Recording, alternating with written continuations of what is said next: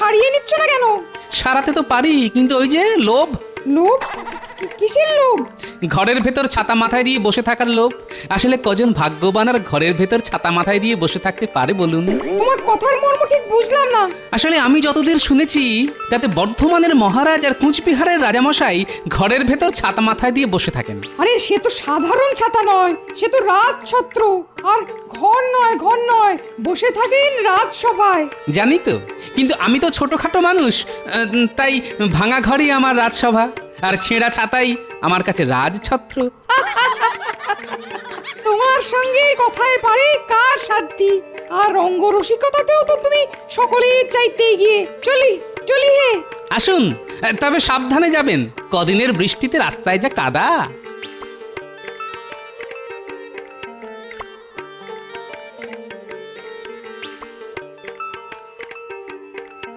গোপাল দাদা, ও গোপাল দাদা, মহারাজ ডেকে পাঠিয়েছেন। এই বৃষ্টির মধ্যে মহারাজের ডাক কেন? কি হলো কি আবার?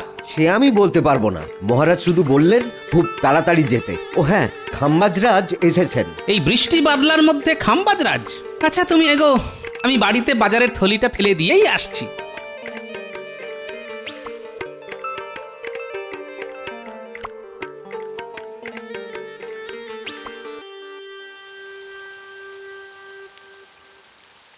গিন্নি, আরে গিন্নি, কোথায় গেলে গো? কোথাও যাবার কপাল করে কি এসেছি গো? হ্যাঁ, তা সেই একই ভাঙা ঘরে সারা জীবন কাটিয়ে যাচ্ছি। ঘরের এখান ওখান দিয়ে জল পড়ছে বলে মেজাজ বেশ গরম মনে হচ্ছে। যাক, আর বেশি কথা বাড়িয়ে কাজ নেই। এই নাও বাজারের থলিটা ধরো। খুব ভালো কই মাছ আছে এতে। গিন্নি, তুমি রান্না শুরু করো, আমি একটু আসছি, বুঝলে? বলি, কোন রাজকার্যে যাওয়া হচ্ছে শুনি? আজ ঘরামিকে ডাকতে বলেছিলাম না? হ্যাঁ, আরে ঘরামিকে ডাকতেই তো যাচ্ছি। তবে যাবার আগে একবার রাজবাড়িতে ঘুরে যেতে হবে, মহারাজ ডেকে পাঠিয়েছেন। আবার সেই মহারাজ? কি মন্দ রে, মহারাজ যে তোমাকে বশ করেছেন কে জানে।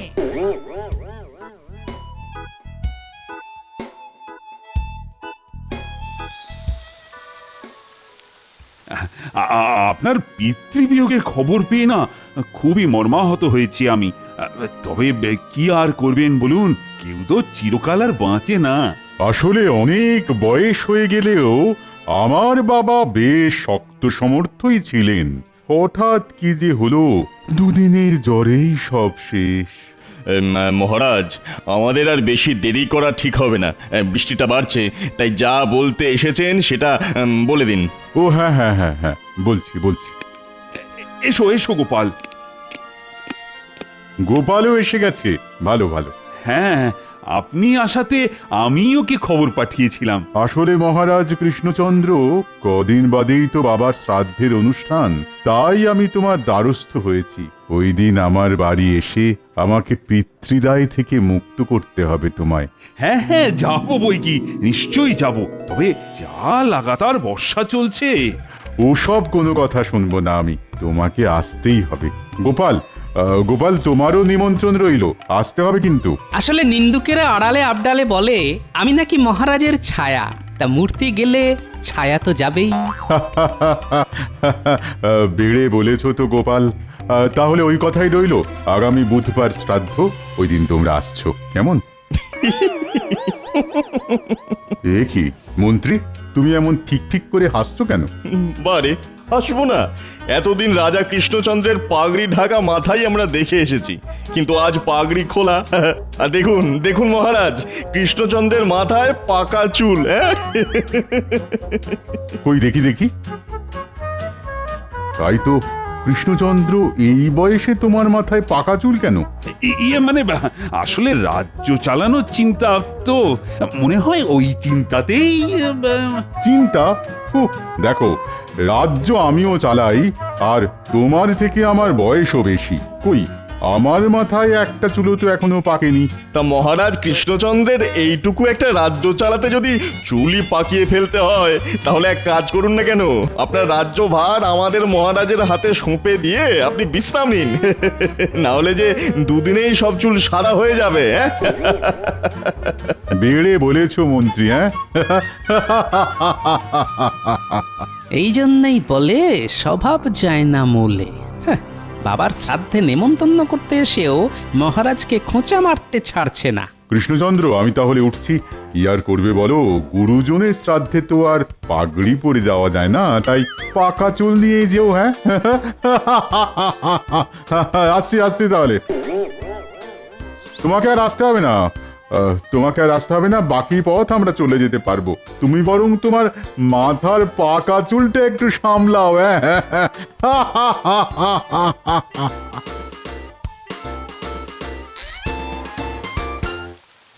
আমার মাথার পাকা চুল নিয়ে কেমন টিপ্পনি কেটে গেল দেখলে গোপাল? তাই তো দেখলাম। শ্রাদ্ধের অনুষ্ঠানে তো আর পাগড়ি মাথায় দিয়ে যাওয়া শোভা পায় না। না, তা তো যায় না। আর খালি মাথায় গেলে যদি ওখানেও আমার পাকা চুল নিয়ে টিপ্পনি কাটে? সেটা কাটতেই পারে। আসলে খাম্বাজরাজ আর তার মন্ত্রী তো আপনার খুঁত ধরার জন্য মুখিয়ে থাকে। তবে আমি বলি কি, এসব কথায় আপনি কান দেবেন না। কান না দিয়ে কি পারা যায় বলো তো? ও গোপাল, কিছু একটা ব্যবস্থা করো না, যাতে আমার পাকা চুল কালো হয়ে যায়। সেটা কি করে সম্ভব মহারাজ? চুল পাকা খুব স্বাভাবিক একটা ব্যাপার, কারণ চুল পাকে মানুষের বয়স আর অভিজ্ঞতায়। তাকে কালো করার কোনো উপায় তো আমার জানা নেই মহারাজ। না না না, ব্যাপারটাকে এত হালকা করে নিও না। তুমি হয়তো না জানতে পারো, কিন্তু কেউ না কেউ তো জানতে পারে। আজ রাজসভায় গিয়ে সকলের সাথে এ ব্যাপারে একটা আলোচনা করা দরকার। শোনো, আজ তোমাদের সাথে একটা বিষয় নিয়ে আলোচনা করতে চাই। আচ্ছা, পাকা চুলকে কালো করা যায় কিভাবে? পাকা চুলকে কালো? এ তো আচ্ছা ঝামেলা ভালো। না মহারাজ, আমার তেমন কিছু জানা নেই। কথায় কথায় ছড়া কাটা ছাড়া তোমার যে আর কিছু জানা নেই সেটা আমার ভালো করে জানা আছে। হ্যাঁ, বিজ্ঞানী, তা তুমি কি কোনো আলোকপাত করতে পারো? মহারাজ, পাকা চুলকে কালো করা নিয়ে কোনো পরীক্ষা এ যাবৎ আমি করিনি, তবে আপনি বললে শুরু করতে পারি। তাহলে আজ থেকেই শুরু করে ফেলো নাকি? একটা কথা আগেই বলে রাখি মহারাজ, এই পরীক্ষার ফল পেতে কিন্তু বেশ কিছুদিন লেগে যাবে। সর্বনাশ, বেশ কিছুদিন? কিন্তু আমার যে খুব তাড়াতাড়ি চাই, মানে আগামী সোম মঙ্গলবারের মধ্যেই। ক্ষমা করবেন মহারাজ, এত তাড়াতাড়ি এসব পরীক্ষার ফল পাওয়া যায় না। হয়তো তাড়াতাড়ি করে কিছু একটা বানিয়ে দিলাম, কিন্তু তাতে করে যদি উল্টো ফল হয়, যদি মাথার সামান্য কটা পাকা চুল কালো না হয়ে মাথার সব চুল সাদা হয়ে যায় বা উঠে যায়, তাহলে? মহারাজ যে কেন পাকা চুল নিয়ে এত মাতামাতি করছেন কে জানে। আচ্ছা, আর কি কেউ জানো? ও মন্ত্রী, এই সুযোগে যদি কিছু একটা করে মহারাজের কাছ থেকে কিছু হাতিয়ে নেওয়া যায়। মহারাজ, এতক্ষণ ধরে আমি শুধু শুনে যাচ্ছিলাম আর মনে করার চেষ্টা করছিলাম। মনে করার চেষ্টা করছিল নাকি নতুন কোনো ভড়ং? কি মনে করার চেষ্টা করছিলে মন্ত্রী? এক কেশ বিশারদের নাম, কি যেন নামটা, হ্যাঁ, মনে পড়েছে, গৌরহরি। গৌরহরি? হ্যাঁ মহারাজ, গৌরহরি বলে একজন কেশ বিশারদ আছে। সে হয়তো পাকা চুল কালো করার গোপন কৌশল জানে। তাহলে আর দেরি করছো কেন? যাও যাও, এক্ষুনি তার কাছে যাও। যথাজ্ঞা মহারাজ।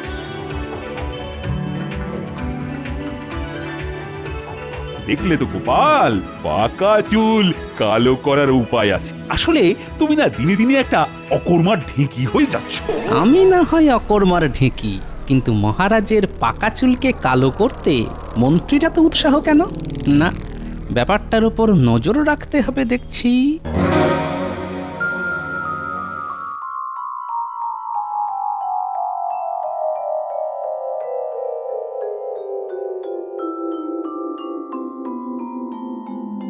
আলকাতরা লাগাচ্ছে না? এই তো পেয়ে গেছি। না, রাজসভা থেকে বেরোতে অনেক দেরি হয়ে গেল। বৃষ্টিটা এখন কমেছে। যাই, একবার পুঁটিদের বাড়ি থেকে ঘুরে আসি। ওদের বাড়ি ঘরামির কাজ হচ্ছে শুনেছি। দেখি যদি ঘরামিকে ধরে কয়ে আমার ঘরের চালাটা একটু সারিয়ে নেওয়া যায়, না হলে গিন্নি আর আস্ত রাখবে না। পুটির বাবা, ও পুটির বাবা। বলো গোপাল দাদা। তা তোমাদের বাড়ি ঘরামির কাজ আর কতদিন চলবে? বড়জোর আর 2-1 দিন। চালের কাজ হয়ে গেছে, এখন শুধু আলকাতরা লাগানোর কাজ বাকি। আচ্ছা, ঘরের নিচের দিকের অংশে আলকাতরা লাগাচ্ছ কেন? আসলে মাটির বাড়ি তো, জলের ঝাপটায় ঘরের তলার দিক ভিজে গিয়ে মাটি আলগা হয়ে যায়। হ্যাঁ, বুঝতে পেরেছি। আলকাতটা লাগালে ওই জলের ছাট মাটি আলগা করে দিতে পারবে না, তাই তো? ভালো ভালো, খুব ভালো। আমি এরকমটা করিয়ে নেবো, বুঝলে? ও ভাই, এই বাড়ির কাজ মিটলে আমার সাথে দেখা করো তো, আমার বাড়িতেও একটু কাজ আছে। ঠিক আছে গোপাল বাবু, আমার ঘরের কাজ মিটে গেলে আমি ওকে তোমার কাছে নিয়ে যাব। হ্যাঁ, খুব ভালো। আমি তাহলে চলি হে। তাহলে বুঝতে পারলি তোকে কি করতে হবে? খুব বুঝতে পেরেছি, তবে কি তবে? খুব বেশি না হলেও এ বিষয়ে আমার 3টে মাত্র প্রশ্ন আছে। প্রথম প্রশ্ন, কাজটা কি আমি একলাই করব না ঘটা আমার সঙ্গে থাকবে? না না, কোনো ঘট বা ঘটা সঙ্গে থাকবে না। ওই যে কথায় আছে না, অতি সন্ন্যাসীতে গাজন নষ্ট। তাই কাজটা তোকে একলাই করতে হবে। আমি অবশ্য তোর সঙ্গে থাকবো। ভালো ভালো। আমার দ্বিতীয় প্রশ্ন এবার করি। বলছি যে আলকাতরা কোথা থেকে পাবো? পুঁটিদের বাড়ি আলকাতরার কাজ হচ্ছে, ওখান থেকে চুরি করে নেব। খুব ভালো, খুব ভালো। চুরি করার ব্যাপারে আপনি তো আমাদের গুরুদেব। কিছু বললি? না না না, কিছু না কিছু না। এবার আমার শেষ প্রশ্ন, এই কাজটায় আমি কত পাবো? সে নিয়ে তোকে ভাবতে হবে না, ভালো মতো দিয়ে তোকে পুষিয়ে দেব। যা এখন বাড়ি যা, কাল সকালে আসিস। খুব ভালো, খুব ভালো।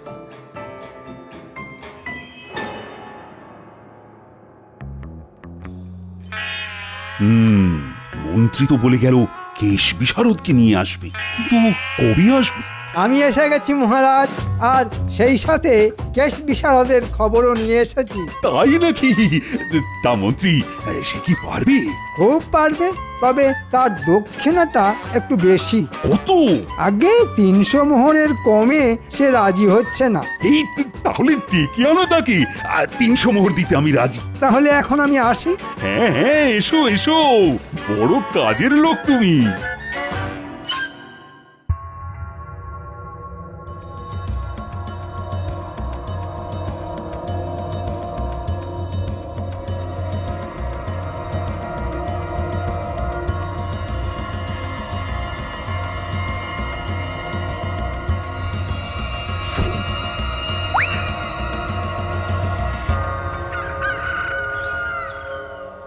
আরে কি হলো কি গিন্নি?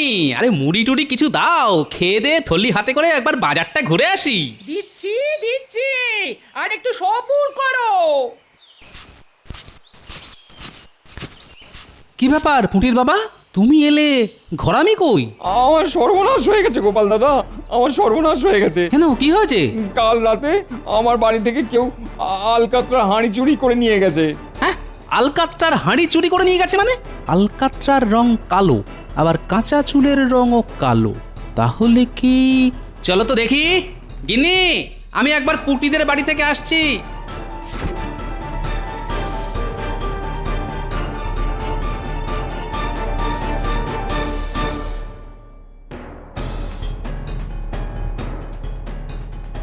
আচ্ছা পুটির বাবা, কাল তোমাদের বাড়ি কেউ নাগরা পরে এসেছিল? না তো, আমাদের মতো গরিব মানুষদের ঘরে নাগরা জুতো পরে কে আর আসবে? তাহলে কি মন্ত্রী? ঠিক আছে, আমি আসছি।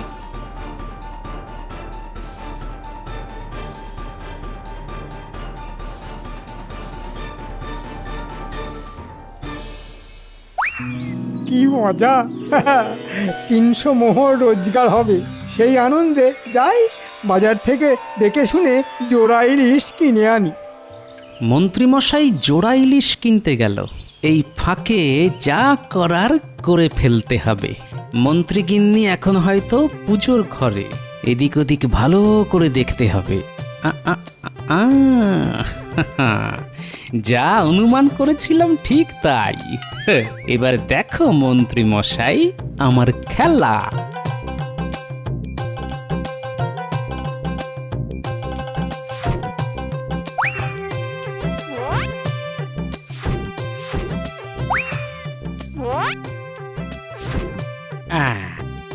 যথাস্থানে হাঁড়ি রেখে দিয়ে গেলাম।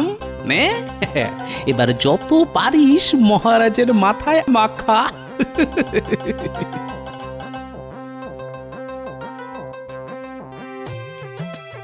এই নাও পুটির বাবা তোমার আলকাত্রার হাঁড়ি। এ হাঁড়ি তুমি কোথায় পেলে? সে কথা জানতে চেও না, শুধু জেনে রাখো যা করেছি তাকে বলে চোরের ওপর বাটপাড়ি। আচ্ছা, তোমার নামটি যেন কি? আগে গৌরহরি। গৌরহরি, এই কালো রং থাকবে তো? কি বলছেন কি রাজামশাই, সারা জীবন থাকবে। এছাড়া জীবনে আর একটা চুলও সাদা হবে না নতুন করে। বলছো? বলছি মানে, এ আমার বাপ ঠাকুরদার গবেষণার ফল। যাকে তাকে আমি এই ভেষজ তরল দিই না, শুধু আপনি বলেই হয়ে গেছে রাজামশাই। হয়ে গেছে? হ্যাঁ, হয়ে গেছে। শুধু সামনের কটা দিন মাথা ভেজাবেন না, তারপর যত ইচ্ছে চান করুন। তা আমার পারিশ্রমিকটা? বটা বেটা দেখছি খুব চালাক হয়ে গেছে, নিজে থেকে তাই মোহর চাইছে। দাঁড়া, দেখাচ্ছি তোকে। আরে মোহরের জন্যে কোনো চিন্তা করো না গৌরহরি, মহারাজের কাছ থেকে নিয়ে আমি তোমার বাড়ি দিয়ে আসবো। এখন তুমি চলো। মহারাজ, এখন আপনি বিশ্রাম করুন, আমি পরে এসে মোহর নিয়ে যাব।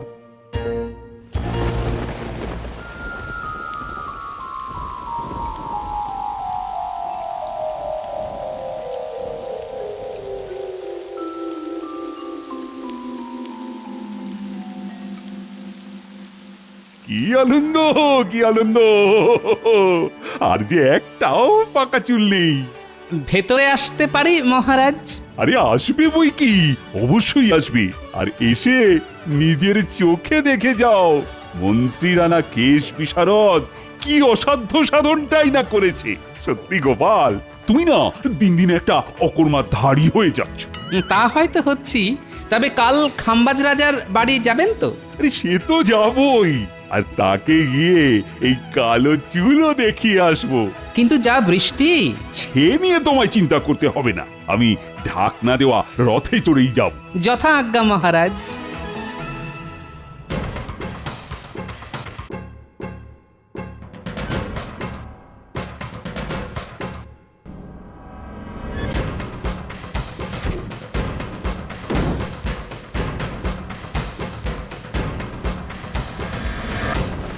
আরে আরে কি হলো সারথি, আমার রথ কোথায়? যাও যাও যাও, তাড়াতাড়ি নিয়ে এসো। আগে মহারাজ, রথের চাকা বিগড়ে গেছে, চালাতে গেলেই কেমন টলমল করছে। সর্বনাশ!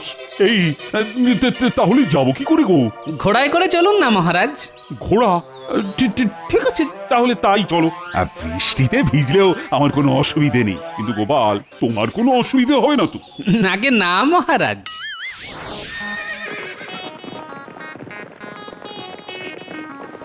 কি মুশকিল! এ তো ঝমঝমিয়ে বৃষ্টি নামলো। সামনের ওই গাছের তলায় গিয়ে দাঁড়াবেন, চলুন। বৃষ্টি কমলে আবার না হয় ঘোড়া ছোটাবো। এ কি মহারাজ, আপনার পোশাকে এত কালো রং এলো কোথা থেকে? এ বাবা, আইস, এ তো দেখছি মাথা থেকে গড়াচ্ছে। কই দেখি দেখি। হ্যাঁ হ্যাঁ, বেটা কেশ বিশারদ আমায় ঠকিয়েছে। এটা বলেছিল রং নাকি সারা জীবন থাকবে। সে হয়তো ঠিকই বলেছিল, কারণ সে তো মাখাতে এসেছিল আলকাত্রা, যা একবার শুকিয়ে গেলে সারা জীবনে ওঠা মুশকিল। তবে তাতে করে আপনার চুলের যে 12টা বেজে যেত, তাই আমি আলকাত্রার হাঁড়ি পাল্টে ভূষকালি রেখে দিয়েছিলাম মহারাজ। মন্ত্রীর কেশ বিশারদ আমার মাথায় আলকাত্রা মাখাতে চেয়েছিল। দাঁড়াও, মন্ত্রীকে ডেকে ওকে এমন শাস্তি দেব যে। মন্ত্রী? আরে ওটাই তো আসল নাটের গুরু। আর যতদূর মনে হয় কেশ বিশারদটি হচ্ছে গিয়ে ছদ্মবেশী বটা।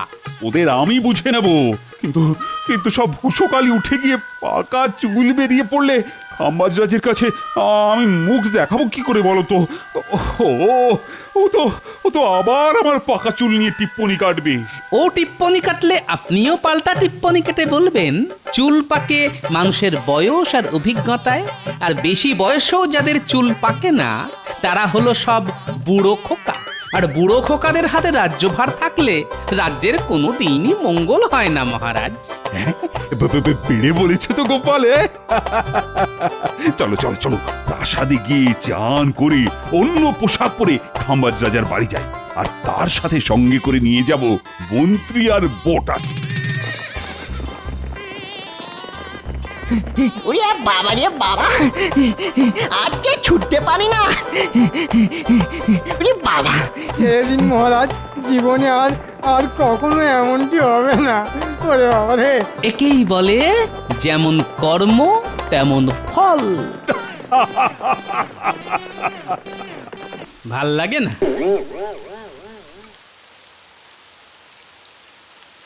ইলিশ নিয়ে যান, ইলিশ একদম জলের দরে। ইলিশ নিয়ে যান একদম জলের দরে, পদ্মার ইলিশ মাছ। ইলিশ ইলিশ ইলিশ একদম টাটকা ইলিশ নিয়ে যান। দে তাহলে। এই নাও গোপাল দাদা, এই নাও। ঠিক আছে, আসি তাহলে। আরে গোপাল দাদা, দামটা তো দিয়ে যাও। দাম? কিসের দাম? হ্যাঁ, 5 টাকা কেজি দাম। এই তো বললি জলের দরে ইলিশ, জলের আবার কোনো দাম আছে নাকি? হ্যাঁ, ওটা তো কথার কথা গোপাল দাদা, মাছ আবার জলের দরে বিক্রি হয় নাকি? শোন, আমার কাছে কথার দাম আছে, তোর না থাকতে পারে। দূর সকাল সকাল আমাকে কেমন ঠকিয়ে দিয়ে চলে গেল।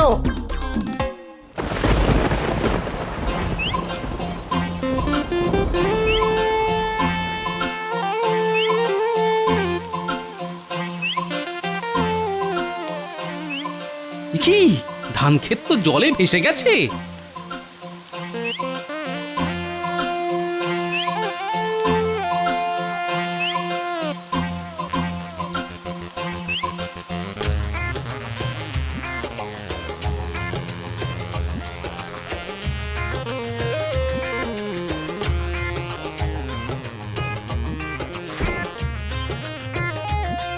কি গোপাল, কালকে রাজসভা এলে না, আবার আজকে এত দেরি, তা ব্যাপারটা কি?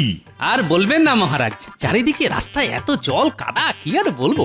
এক পা এগোচ্ছেই তো 3 পা পেছোচ্ছে। কালকে তো কিছুতেই রাজসভায় আসতেই পারলাম না। যতবারই বাড়ি থেকে এগোনোর চেষ্টা করি ততবারই বাড়ির ভিতর ঢুকে যাই। ওই শুরু হলো গল্প। আচ্ছা, তাই যদি হয় তাহলে আজকে রাজসভায় এলে কি করে? হ্যাঁ, আমি জানতাম আপনি এই প্রশ্নটাই করবেন। আজকে রাজসভায় পৌঁছলাম কি করে? আজ তো বাড়ি থেকে বেরোতেই পরিকল্পনা করে নিয়েছি আজ আর রাজসভার দিকে এগোবো না। তাই আজ শুধু 1 পা করে পিছিয়েছি আর 5 পা করে এগিয়ে এসেছি। তাই তরতর করে রাজসভায় চলে এলাম। গোপাল, তোমার উপস্থিত বুদ্ধির জবাব নেই। রক্ষা করুন মহারাজ, রক্ষা করুন মহারাজ, রক্ষা করুন। সব সর্বনাশ হয়ে গেল আমাদের, সব সর্বনাশ হয়ে গেল। মহারাজ, মহারাজ কিছু একটা করুন, কিছু একটা করুন। কি হয়েছে তোমাদের? মহারাজ, মহারাজ আমাদের চাষ জমি জলের তলায় চলে গেছে, ঘর বাড়িও ডুবে গেছে। কালকে থেকে না খেয়ে আছি মহারাজ, আপনি কিছু একটা ব্যবস্থা করুন মহারাজ। আচ্ছা, তোমাদের মোটামুটি কতজন গ্রামবাসী এরকম সমস্যায়? তাও শখানেক তো হবেই মহারাজ। কিন্তু রাজবাড়ির ভান্ডার থেকে তো অত লোকজনের খাবার দাবার এই মুহূর্তে জোগান দেওয়া যাবে না। মহারাজ, মহারাজ আপনি আমাদের মা বাপ, আপনি আপনি কিছু একটা করুন। আমি মরে যাই, মরে যাব, কিন্তু আমার স্ত্রী সন্তানকে এরকম না খেয়ে মরতে দেব না।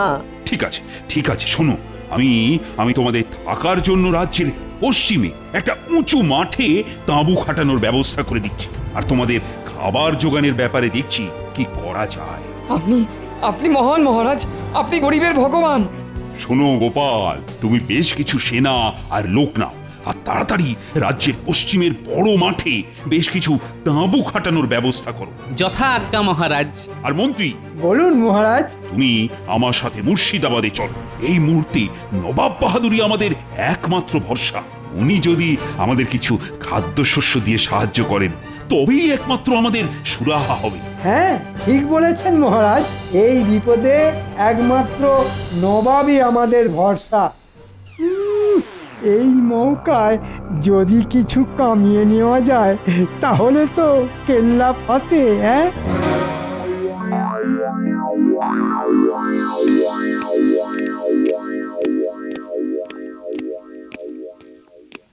কি কৃষ্ণচন্দ্র, এত ঝড় জলের মধ্যে তুমি হঠাৎ আমার মহলে?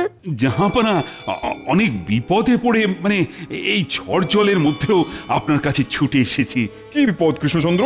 জাহাপানা, আমার রাজ্যে অনেকের বাড়ি বর্ষার জলে ডুবে গেছে, চাষ জমিও জলে ভরে গেছে। এ তো খুবই খারাপ সংবাদ কৃষ্ণচন্দ্র। চাষ জমি ডুবে গেলে তো সারা রাজ্যে খাদ্যের সমস্যা দেখা দেবে। দেখা দেবে না জাহাপানা, দেখা দিয়েছে। কয়েকশো রাজ্যবাসী না খেতে পেয়ে অনাহারে রয়েছে। আপনি যদি কিছু খাবার দিয়ে সাহায্য করেন জাহাপানা, কোনোদিন আপনার কাছে হাত পাতিনি, আজ শুধু এইটুকু সাহায্য করুন জাহাপানা।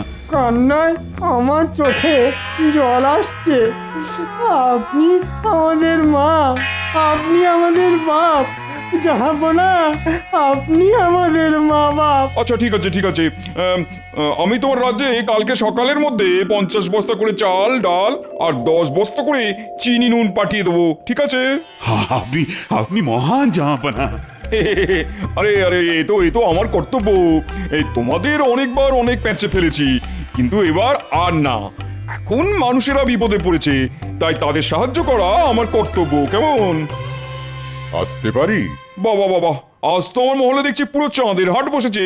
তা বলো, কি বলবে?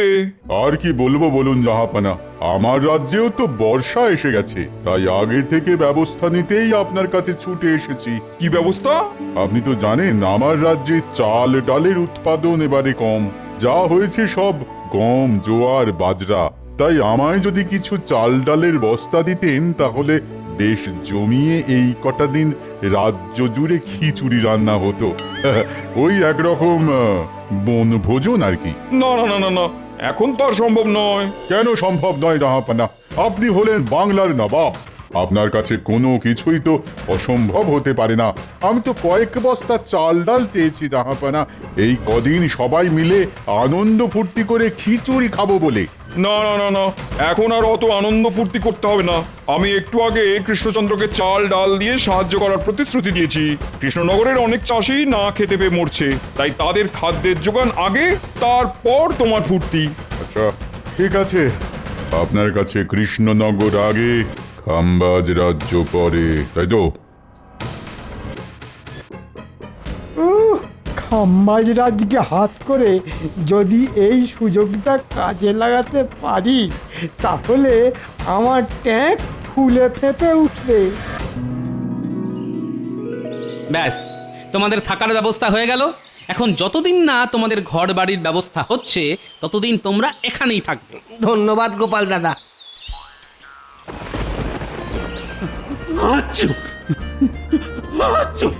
বাবা, একটু একটু বৃষ্টিতে ভিজতে না ভিজতে ঠান্ডা লেগে গেল।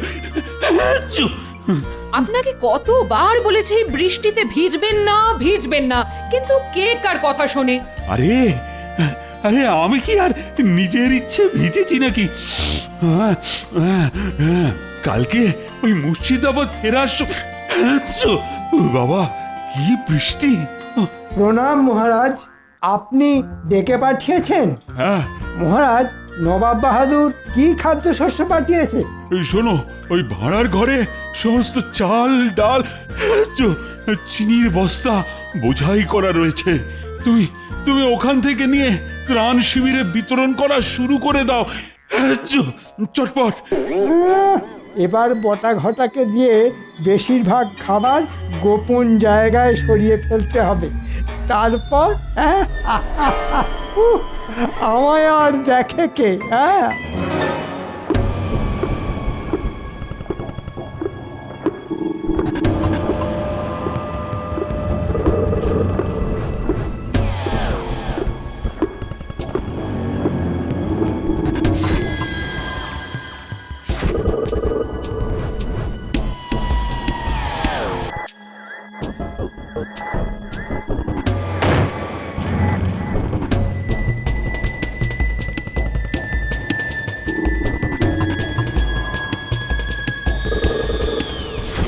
তাড়াতাড়ি হাত চালা, তাড়াতাড়ি হাত চালা।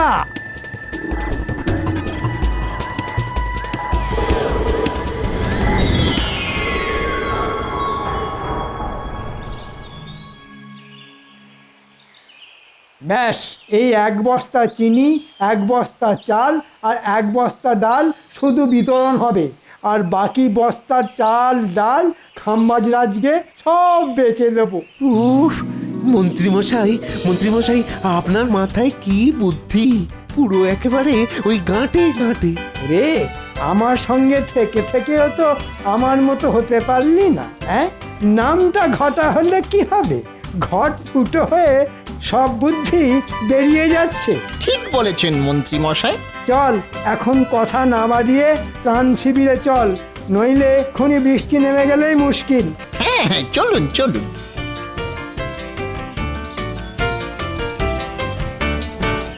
এই তোমরা সবাই সারিবদ্ধ হয়ে বাটি নিয়ে দাঁড়িয়ে পড়ো, চাল ডাল চিনি দেওয়া হবে।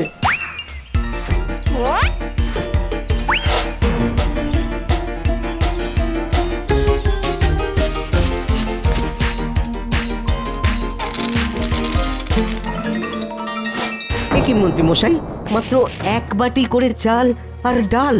এ তো আমাদের দুবেলাতেই শেষ হয়ে যাবে। তাতে আমি আর কি করব ভাই, নবাব যেটুকু দিয়েছেন তাই তোমাদের ভাগ বাটোয়ারা করে দিচ্ছি। কাউকে বেশিও দিচ্ছি না, কাউকে কমও দিচ্ছি না। কেউ না নিতে চাইলে বললো, তার ভাগেরটা আমি নিয়ে নেব। না না, নেব না কেন? বিপদের দিনে 1 মুঠো চালও সোনার থেকে দামি। নাও নাও।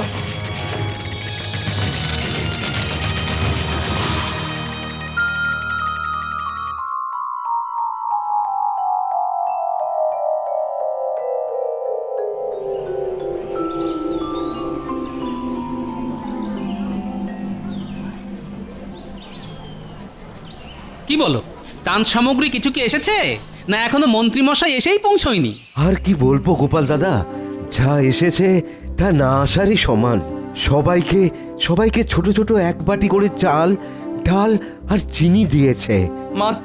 মাত্র 1 বস্তা করে চাল ডাল চিনি নিয়ে এসেছিল মন্ত্রী মশাই আর বটা ঘটা। এ কি, কয়েকশো লোকের জন্য নবাব বাহাদুর মাত্র 3 বস্তা খাবার পাঠিয়েছে? ঠিক আছে, তোমরা রান্না করো, আমি মহারাজের সাথে কথা বলে দেখছি কি করা যায়।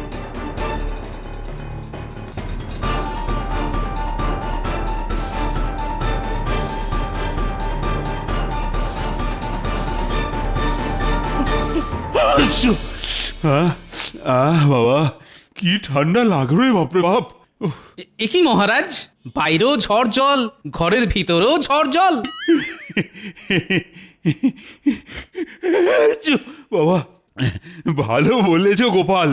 বলো বলো, কি বলতে এসেছো বলো। বলছিলাম কি মহারাজ, আপনি আর মন্ত্রীমশাই তো নবাব বাহাদুরের কাছে ত্রাণ সাহায্য চাইতে গিয়েছিলেন, তা তিনি মাত্র 1 বস্তা করে চাল ডাল চিনি পাঠিয়েছেন? না না, তিনি তো 50 বস্তা করে চাল ডাল আর 10 বস্তা করে চিনি আর নুন পাঠিয়েছেন। কিন্তু মন্ত্রীমশাই তো ত্রাণ শিবিরে শুধু 1 বস্তা করে চাল ডাল চিনি নিয়ে এসেছিল, আর তার থেকে সবাইকে 1 বাটি করে দিয়েছে। কি যা তা কথা বলছো বলো তো। সত্যি বলছি মহারাজ, আপনার বিশ্বাস না হলে আমার সাথে ত্রাণ শিবিরে চলুন। না না গোপাল, আমার তোমার উপর ভরসা আছে। বাবা, আমি এই বর্ষা বাদলার মধ্যে আর বাইরে বেরোবো না। আমি মন্ত্রীকে এখানেই ডেকে নিয়েছি। বাবা, প্রহরী, ও প্রহরী। বলুন মহারাজ। শোনো, মন্ত্রীকে এক্ষুনি ডেকে নিয়ে এসো তো।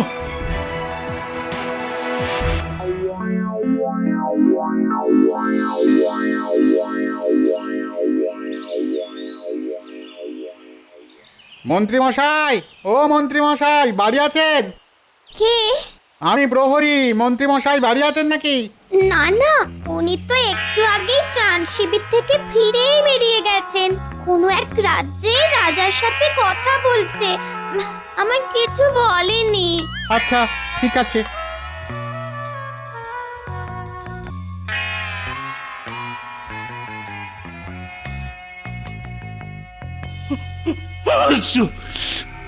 মহারাজ, মন্ত্রী মশাই তো বাড়িতেই নেই। হ্যাঁ, বাড়িতে নেই তো? কোথায় গেছে? মন্ত্রী মশাইয়ের স্ত্রী বললেন কোনো এক রাজ্যের রাজার সাথে দেখা করতে গেছেন, কিন্তু কোথায় গেছেন সেটা জানেন না। দেখলেন মহারাজ, এই লোকটাকে আপনি আজও চিনতে পারলেন না। এখন দেখুন কোথায় কার সাথে সন্ধি বাঁধতে চলে গেছে। শোনো গোপাল, এখন আর ওসব কথা বলে লাভ নেই। মন্ত্রীকে খুঁজে বের করতে হবে, আর তার আগে জানা দরকার বাবা ওই ওই বাকি ত্রাণের বস্তা মন্ত্রী কোথায় রেখেছে বা নিয়ে গেছে। ঠিক আছে মহারাজ, আপনি আমায় একটু ভাবার সময় দিন, আমি দেখছি কি করা যায়।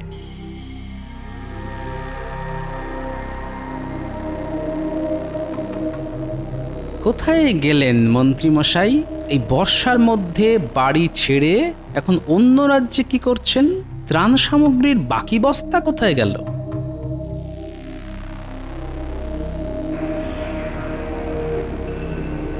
প্রশ্ন প্রশ্ন, এতগুলো প্রশ্ন মাথার মধ্যে ঘুরঘুর করছে, কিন্তু কোনো উত্তর খুঁজে পাচ্ছি না।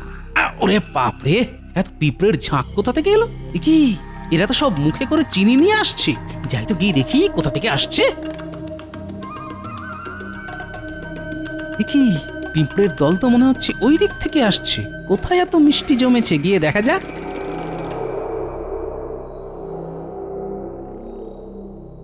বুঝলি ঘটা, আমি একটু আগে খাম্বাজ রাজার সাথে কথা বলে এলাম। উনি আমাদের পাওয়া এই সব ত্রাণের খাদ্য কিনতে রাজি আছেন। আজকে রাতে ওনার দলবল আসবেন আর সব নিয়ে যাবে। ও, তারপর আমাদের কাছে শুধু টাকা আর টাকা, কি বলেন মন্ত্রী মশাই? ওরে বাপরে, ওরে বাবা, পিঁপড়ে কামড়ালো। জ্বলে গেল, জ্বলে গেল। এখানে এত পিঁপড়ে এলো কিভাবে? হ্যাঁ, এ বাবা, চিনির একটা বস্তা একটু ছিঁড়ে গেছে। শোন, তাড়াতাড়ি বস্তাটা ছুঁচ সুতো দিয়ে সেলাই করে চলে আয়। এখানে বেশি ঘোরাঘুরি করিস না। আচ্ছা মন্ত্রী মশাই। আর হ্যাঁ, রাতে যখন খাম্বাজ রাজ ওনার লোকজন নিয়ে আসবেন, তখন একেবারে ওনাদের গাড়িতে বস্তাগুলো তুলে টাকা নিয়ে সরে পড়বো। আর একটা কথা, এখন আমরা গা ঢাকা দিয়ে থাকবো, তারপর টাকা পেয়ে গেলে রাজ্য থেকেই খাওয়া হয়ে যাব। কি বুঝলি? মন্ত্রী মশাই, আপনার কি বুদ্ধি! একটু একটু পায়ে ধুলো দিন, একটু পায়ে ধুলো। পায়ে না, এখন ধুলো নেই, কাদা আছে, শুকিয়ে গেলে নিস। হ্যাঁ, চললাম রে। বস্তা সেলাই হয়ে গেলে আমার বাড়িতে চলে যাস। আচ্ছা, তার মানে এই ব্যাপার। ত্রাণের সব খাবার এখানে না, এক্ষুনি কিছু একটা করতে হবে।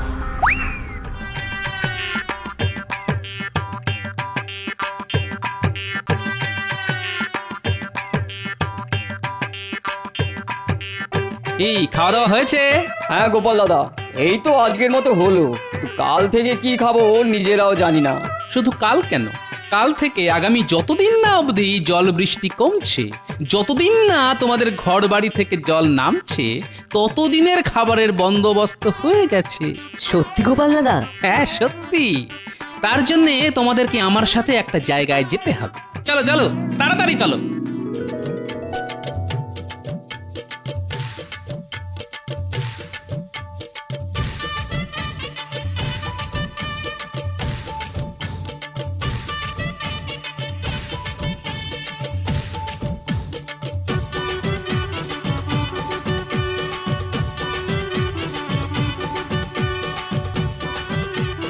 উড়িয়ে বাবা, কত বস্তা! হ্যাঁ, এর মধ্যে চাল, ডাল, চিনি, নুন সব আছে। তোমরা সবাই এক একটা করে বস্তা নিয়ে শিবিরে চলো।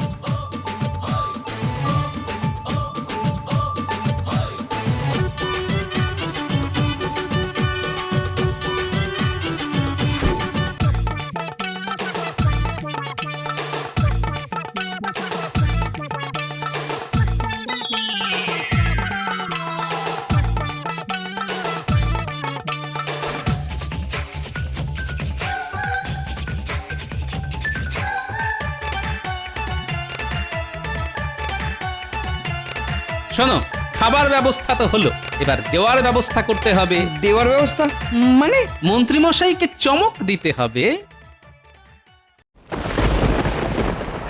কি আবার মেঘ ডাকছে? এখন তো বৃষ্টি শুরু হলেই মুশকিল। এই এই তোমরা সবাই একটা একটা করে বস্তা চটপট গাড়িতে তোলো।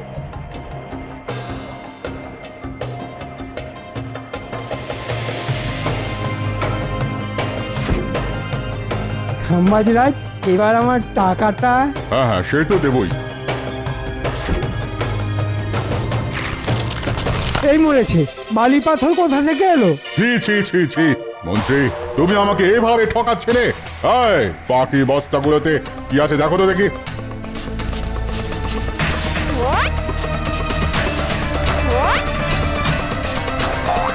মহারাজ মহারাজ, এগুলোতেও সব মাটি পাথর বালি। সে কি? হ্যাঁ, বালি পাথরই তো পাবেন, কারণ খাবার যাদের পাওয়ার কথা তাদের কাছে চলে গেছে। মন্ত্রী, আমি গোপালের কাছ থেকে সব খবর শুনেছি।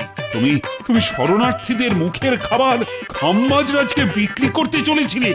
আগে ইয়ে না, মানে ও মন্ত্রী মশাই, এবারেও তো ফেঁসে গেলাম। সাবাস গোপাল, সাবাস। আজ তোমার জন্যই এই শরণার্থীদের মুখে খাবার আসবে। হ্যাঁ, ঠিক বলেছেন মন্ত্রী মশাই। তাই তো আমি মাঝে মাঝে রাজসভায় ডুব মারি। কিন্তু বেশ কিছুদিন ধরে দেখছি একদিন রাজসভায় ডুব মারলে বেতন থেকে 2 মোহর কমে যাচ্ছে। হ্যাঁ হ্যাঁ, ঠিকই বুঝেছো তুমি গোপাল। মহারাজ নতুন নিয়ম করেছেন, এবার থেকে রাজসভায় ডুব মারলে বেতন কাটা যাবে। বেতন কাটারও আবার নিয়ম আছে? মহারাজকে জানিয়ে রাজসভায় ডুব মারলে 1 মোহর কাটা যাবে, না জানিয়ে ডুব মারলে 2 মোহর কাটা যাবে। এছাড়া শরীর খারাপ, জ্বর, বমি, মাথা ব্যথা হলে তার জন্য আলাদা আলাদা ব্যবস্থা আছে। মানুষের শরীর খারাপ কি আর জানিয়ে হয়? যখন হয় হঠাৎ করেই হয়, তখন কি হবে? দুম করে এত সব নিয়ম মহারাজ কেন যে বার করলেন কে জানে। চলুন আমরা মহারাজের এই উদ্ভট নিয়মের বিরুদ্ধে প্রতিবাদ করি। তুমি মহারাজকে চেনো না গোপাল। মহারাজের আদেশে প্রহরী এসে পিছনে বল্লমের খোঁচা দিলে তোমার সব প্রতিবাদ বেরিয়ে যাবে। হ্যাঁ, আমি কিন্তু গোপালের সঙ্গে একমত। এর একটা প্রতিবাদ করা দরকার। হ্যাঁ হ্যাঁ, আমরা সবাই মিলে বললে মহারাজ ঠিক শুনবেন। আমারও মনে হয় সবাই একসঙ্গে বললে কাজ হবে। বেশ, সবাই একসঙ্গে বললে আমি আছি, কিন্তু আমি একা একা কিছু করতে পারবো না, এই আমি আগেই বলে দিলাম। সে তো অবশ্যই। খেজুর গাছে উঠে হাঁড়ি ফাটাবে অন্য কেউ, আর আপনি গাছের নিচে হাঁ করে দাঁড়িয়ে মিষ্টি রস খাবেন, এটাই তো আপনার স্বভাব। এই গোপাল, একদম চিমটি কেটে কথা বলবে না, এই বলে দিলাম। না না, আপনাকে চিমটি কাটতে যাব এত বড় আঙুল আমার এখনো হয়নি মন্ত্রী মশাই। আমি সামান্য মানুষ, নাম গোপাল ভাঁড়। পিছনে কেউ লাগতে আসলে ওটকে দেব ঘর। কেমন দিলাম? দারুণ সভা কবি, দারুণ। অনেক হয়েছে, এবার চলুন সবাই।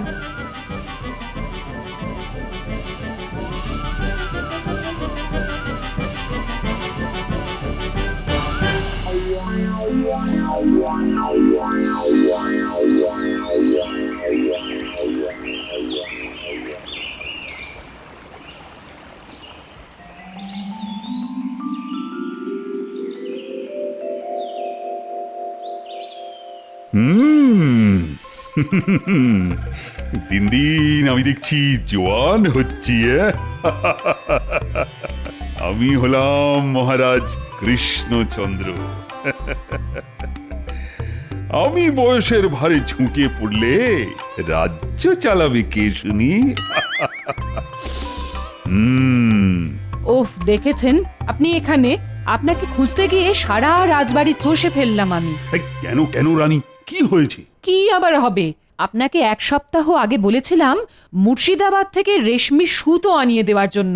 সেই কথাটা কি মাথায় আছে আপনার?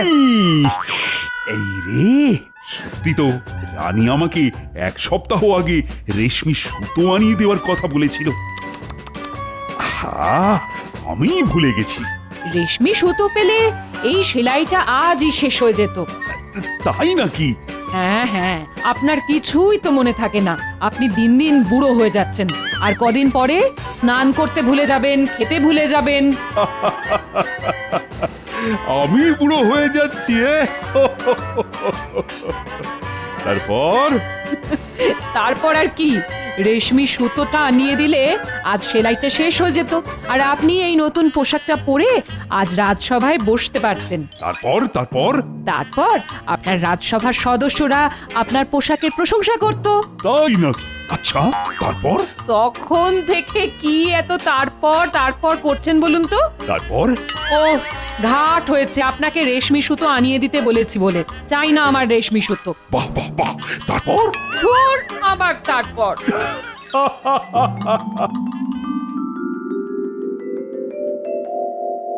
তাহলে ওই কথাই রইল, আজ মহারাজ রাজসভায় ঢুকলে আমরা সবাই একসঙ্গে মহারাজকে বলবো। হ্যাঁ হ্যাঁ, বেতন কাটার বিরুদ্ধে আমাদের প্রতিবাদ চলছে। কিন্তু কতক্ষণ চলবে জানি না। জয় মহারাজ কৃষ্ণচন্দ্রের জয়। জয় মহারাজ কৃষ্ণচন্দ্রের জয়। জয়। বসো বসো। তারপর কি খবর সবার? খবর খুব খারাপ মহারাজ। কেন কেন গোপাল, কি হলো আবার তোমার? আগে আমার একার নয়, সবার খবর খারাপ। কি আমি একা বলবো না আপনারাও মুখ খুলবেন? হ্যাঁ মহারাজ, এইভাবে দুমদাম বেতন কেটে নিলে কিভাবে চলবে বলুন তো? বেতন কাটার এত নিয়ম মাথায় রাখতে গিয়ে নিজের নামটাই ভুলতে বসেছি আমি। হ্যাঁ মহারাজ, আপনি বরং এসব বাদ দিন। হ্যাঁ মহারাজ, আমাদের বেতন কাটা বন্ধ করুন। তা মন্ত্রী, তোমারও কি ওই একই বক্তব্য? আগে না, মানে হ্যাঁ মানে ওই আর কি, এই নিয়ম বন্ধ হলে ভালোই হয়। তারপর তারপর আর কি, আবার সব আগের মতন হয়ে যাবে। তাই নাকি? তারপর হ্যাঁ, আবার তারপর তারপর আমরা সবাই আবার ন্যায্য বেতন পাবো মহারাজ। আমি বলছি, আমরা সবাই ন্যায্য বেতন পেলে কাজ করার ইচ্ছেটাও আরো বেড়ে যাবে আমাদের। তাই নাকি? তারপর আবার তারপর তারপর তারপর ন্যায্য বেতন পেলে আমরা থলে ভর্তি বাজার করতে পারবো।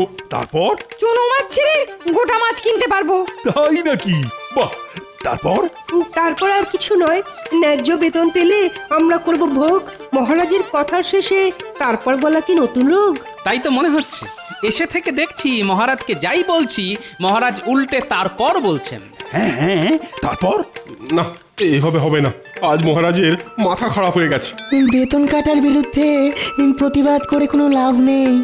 মহারাজ কোনো কথা কানেই তুলছেন না।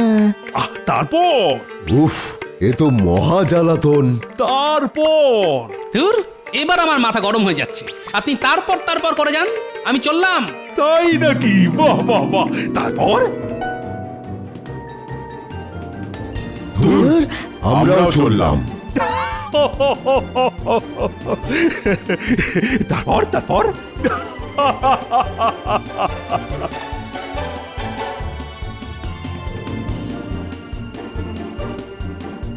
আচ্ছা, জব্দ করেছি সবাইকে। এই কথার শেষে তারপর বলাতে আমাকে রানীর জন্য রেশমি সুতো আনিয়ে দিতে হলো না। এদিকে রাজসভায় সবাই বেতন কাটার প্রতিবাদ করতে এসেছিল, ওরাও বিরক্ত হয়ে চলে গেল। মুখ্য একটা উপায় পেয়েছি।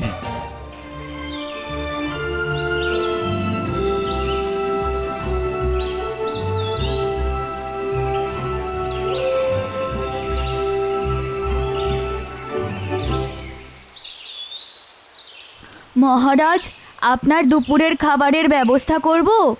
তারপর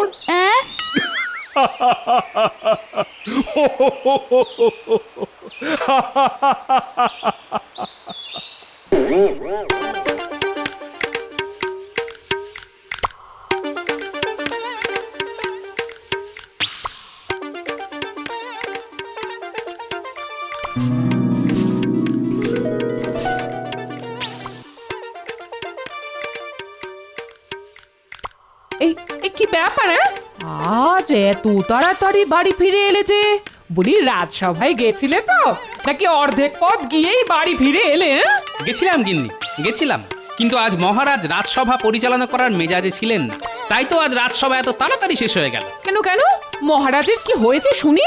শরীর খারাপ? না, মাথা খারাপ। মহারাজ কথায় কথায় তারপর কি হলো জানতে চাইছেন। সে কি? তারপর? আবার তারপর? তার আর পর নেই।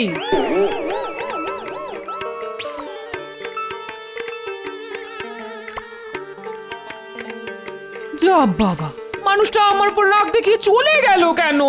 না না, কিছু তো একটা হয়েছে।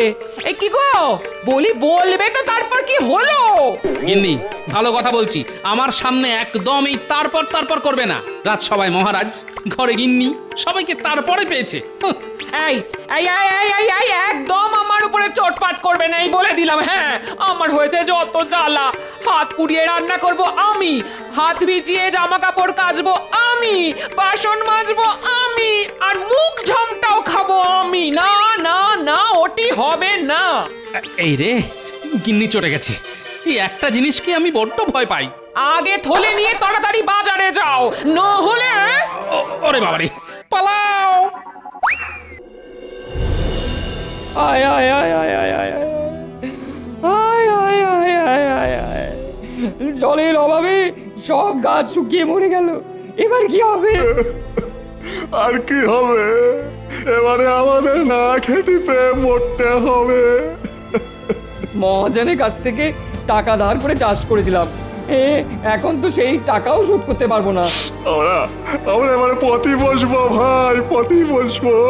আমরা এবারে পথই বসবো। কি হয়েছে ভাই, কাঁদছো কেন? আর বলো না গোপাল দাদা, জলের অভাবে সব ধান গাছ শুকিয়ে গেছে। এদিকে এদিকে বাজারে আমাদের বিস্তর ধার হয়েছে, সব টাকা পয়সা শোধ করবো কি করে সেই ভেবেই আমরা কাঁদতেছি গোপাল দাদা গো, গোপাল দাদা গো। বুঝেছি, কিন্তু তোমাদের চোখের জলে যে মাটি ভিজবে না ভাই। হ্যাঁ নয়, হ্যাঁ। তাই তোমরা কান্না বন্ধ করে মহারাজের কাছে যাও, উনি তোমাদের ঠিক সাহায্য করবেন। ঠিক আছে গোপাল দাদা, তুমি যখন বলছো তখন আমরা তাই যাচ্ছি। এই চল চল চল। হ্যাঁ, চলো চলো চলো চলো।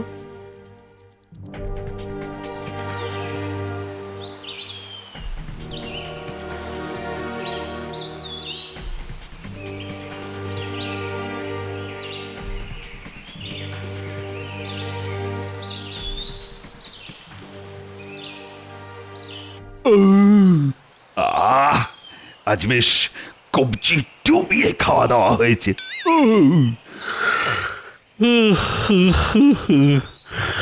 এবার একটু ভাত ঘৌ দিতে পারলে মন্দ হয় না।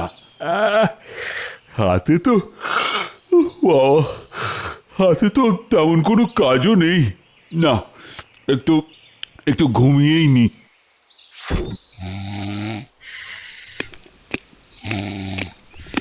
মহারাজ, মহারাজ।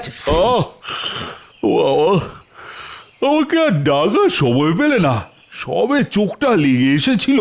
আগে ক্ষমা করে দিন মহারাজ, বাইরে দুজন প্রজা দাঁড়িয়ে আছে, তারা আপনার সঙ্গে দেখা করতে চান। না না, এখন না, এখন আমি ঘুমোবো। আগে ওরা খুব কান্নাকাটি করছে মহারাজ। ধর শান্তি নেই। চলো চলো দেখি।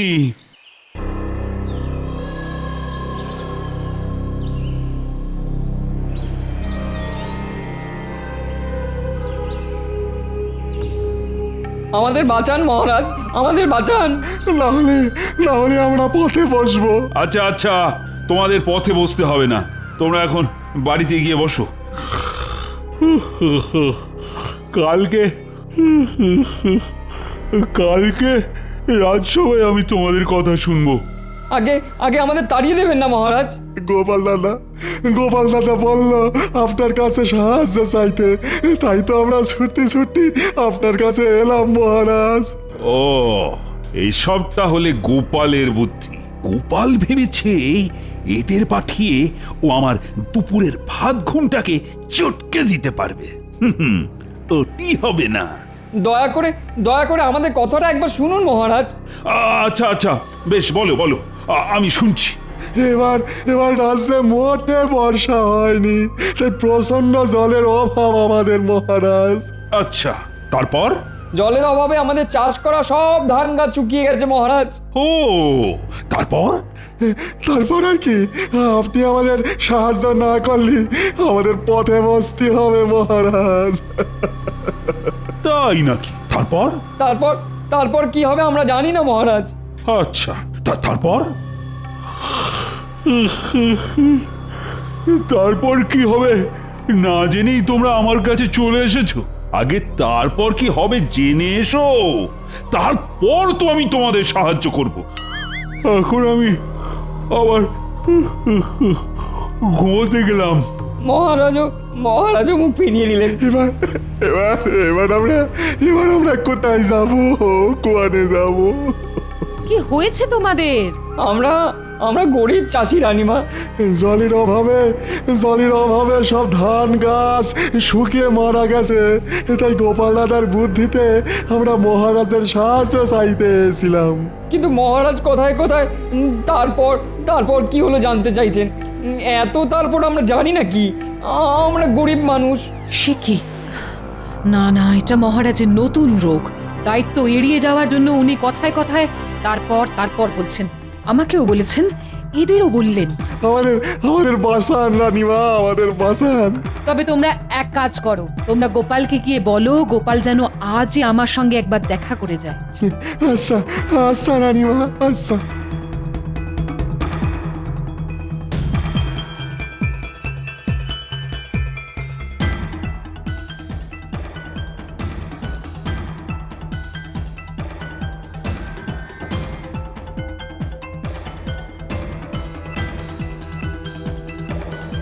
কি হে, কাজ মিটেছে? না গোপাল দাদা, আমরা মহারাজের কাছে গিয়েছিলাম, তারপর। হ্যাঁ, আবার তারপর? আচ্ছা তারপর কি হলো বলো। রানীমা আজই তোমাকে একবার ওনার সঙ্গে দেখা করতে বলেছেন। রানীমা যখন ডেকে পাঠিয়েছেন তখন সমস্যা গুরুতর।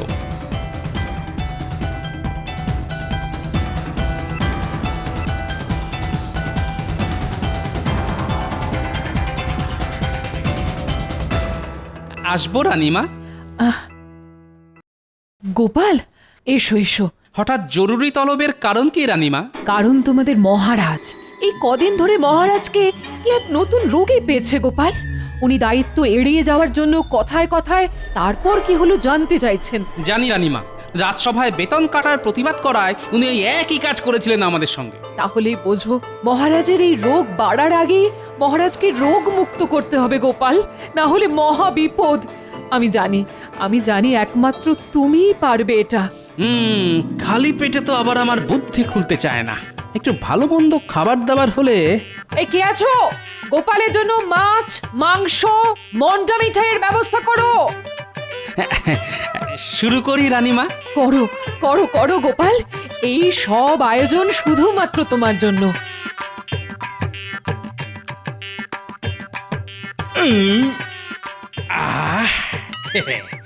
এবার বুদ্ধিটা পেট থেকে সোজা মাথায় উঠে আসবে। আয় আয় বুদ্ধি, আয় বুদ্ধি আয়। এসেছে, পেট থেকে বুদ্ধি মাথায় উঠে এসেছে। কি বুদ্ধি পেলে গোপাল? বলো বলো।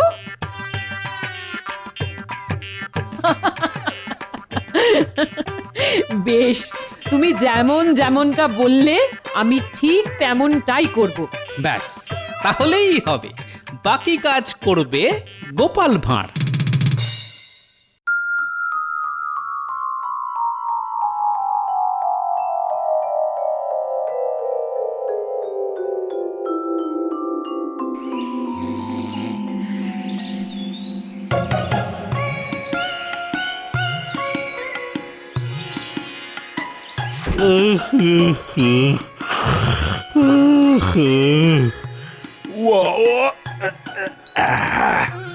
জব্বর একটা ঘুম হলো। শুভ সকাল মহারাজ। কি এসব কি রানী? কেন, আপনার প্রাতরাশ? বাবা, চোখ না খুলতেই গরম গরম লুচি, তরকারি আর মিষ্টি নিয়ে হাজির। নিন নিন, আর দেরি করবেন না, তাড়াতাড়ি খাওয়া শুরু করুন।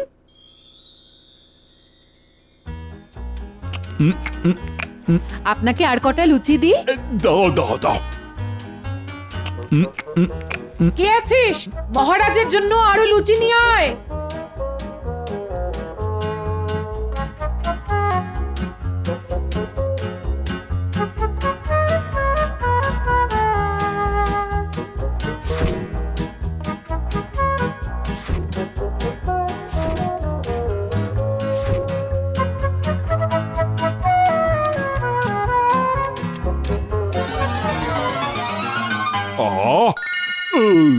সকাল সকাল ও বাবা, অনেক খাবার খেয়ে নিয়েছি। ওরে বাবা রে, এই রে, আমার ভীষণ জোরে বেগ এসে গেল যে।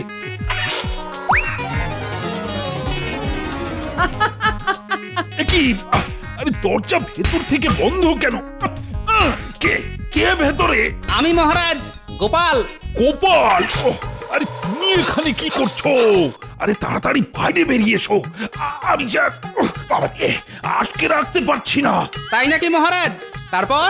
আর বেশিক্ষণ দাঁড়িয়ে থাকলে ওই বাবা এখানেই হয়ে যাবে। আচ্ছা, তারপর? তারপর তারপর তারপর জানি না গোপাল, তুমি তুমি বেরিয়ে এসো তাড়াতাড়ি। ও, তারপর? গোপাল, গোপাল তোমার পায়ে পড়ছি, তাড়াতাড়ি বেরিয়ে এসো বাবা, না হলে সব তারপর বাবা এখানেই বেরিয়ে যাবে। আচ্ছা মহারাজ, তারপর? ঘাট হয়েছে আমার, কথায় কথায় তারপর বলা। আমি জানি তুমি প্রতিশোধ নিচ্ছ, আর কোনোদিন আমি তারপর শব্দটা উচ্চারণ পর্যন্ত করব না। এবার বেরিয়ে এসো, বেরিয়ে এসো গোপাল। ওরে বাবা রে, সত্যি তো মহারাজ? সত্যি সত্যি সত্যি, 3 সত্যি। বেশ, তাহলে আমাদের বেতন কাটা বন্ধ করতে হবে, আর ওই 2 গরিব চাষি ভাইকে সাহায্য করতে হবে। রাজি? তুমি যা বলবে আমি তাতেই রাজি। এবার বেরিয়ে এসো গোপাল বাবা, না হলে যে আর আমার রেশমি সুতো? সব আনিয়ে দেব।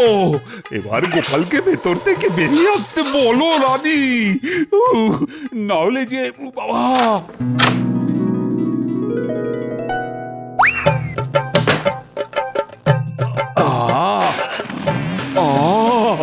শান্তি। কাজ হয়ে গেছে রানীমা। মহারাজের তারপর রোগ আর কোনোদিনও ফিরে আসবে না। দারুণ দারুণ খেলা দেখালে তুমি গোপাল, আমি তোমাকে পুরস্কার দেব। ধন্যবাদ রানীমা। তারপর গোপাল পুরস্কার হিসাবে কত মোহর পেল আপনারা জানতে চান? আবার তারপর? এসে গেছেন নবাব বাহাদুর, এসে গেছেন। আসুন আসুন নবাব বাহাদুর, কি সৌভাগ্য আমার যে বেগম সাহেবাকে সঙ্গে নিয়ে আপনি আমার নিমন্ত্রণ রক্ষা করতে এসেছেন। আরে আসতে তো হবেই কৃষ্ণচন্দ্র, আর তুমি নিমন্ত্রণ করেছো আর আমি আসবো না? আসুন ভেতরে আসুন, আসুন। তো কেমন আছো কৃষ্ণচন্দ্র? ভালোই আছি জাহাপানা। তো ভালো তো থাকবে, অন্তত গোপাল যতদিন তোমার সঙ্গে ছায়ার মতন লিপ্টে আছে ততদিন তুমি তো ভালো থাকবেই। কি বলো গোপাল? কে যে কার সঙ্গে ছায়ার মতো লেপ্টে আছে সেটা কে বলবে নবাব বাহাদুর? ওই যে কথায় আছে না, তৈলধার পাত্র না পাত্রধার তৈল। বেড়ে বলেছো গোপাল। হ্যাঁ, তবে ব্যাপারটা কি জানো, তেল যদি বেশি হয় পাত্র থেকে উপচে পড়ে, তাহলে ওই তেলে পা হড়কে পা ভেঙে যেতেও পারে। চলো এই কৃষ্ণচন্দ্র, প্রাসাদের ভেতরে চলো, আমার কিন্তু খুব খিদে পেয়েছে। চলো চলো চলো।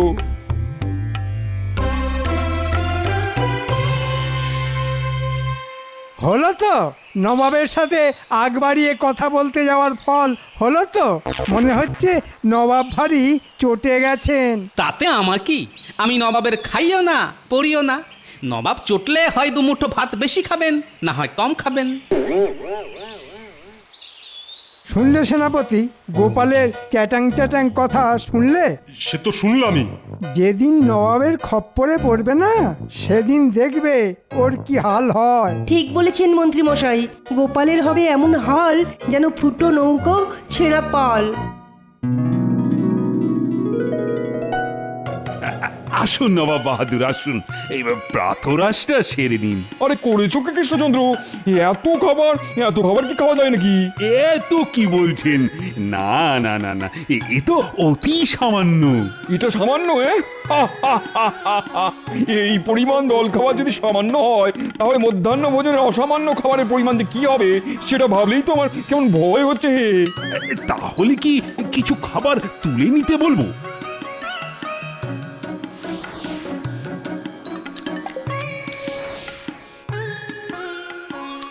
গোপালকে দেখছি না, ওকে ডাকো। বুঝলে বুঝলে কৃষ্ণচন্দ্র, এখানে এসে তোমার ওই ছায়াটির সঙ্গে কথা না বললে আমার যে ভালো লাগে না। গোপাল, ও গোপাল! এই তো গোপাল এসে গেছে। তা কোথায় ছিলে গোপাল? আগে ঘরের বাইরে দাঁড়িয়েছিলাম। কেন কেন কেন কেন ঘরের বাইরে দাঁড়িয়েছিলে কেন? আগে শুনেছি মন্দিরে ভোগের সময় পুরোহিত ছাড়া অন্য কেউ হুট করে মন্দিরে ঢুকে পড়লে দেবতা নাকি অসন্তুষ্ট হন। হ্যাঁ, কথাটা আমিও জানি, কিন্তু আমি তো আর দেবতা নই। কি যে বলেন, আপনি হলেন আমাদের দণ্ডমুণ্ডের কর্তা, তাই আমাদের কাছে আপনি তো জ্যান্ত দেবতা। হুজুর, কি জাহাপনা, কিছু কি ভুল বললাম? মনে হচ্ছে গোপাল আমায় কথার খোঁচা দিচ্ছে। ঠিক আছে, দেখো এবার আসল খোঁচা কাকে বলে।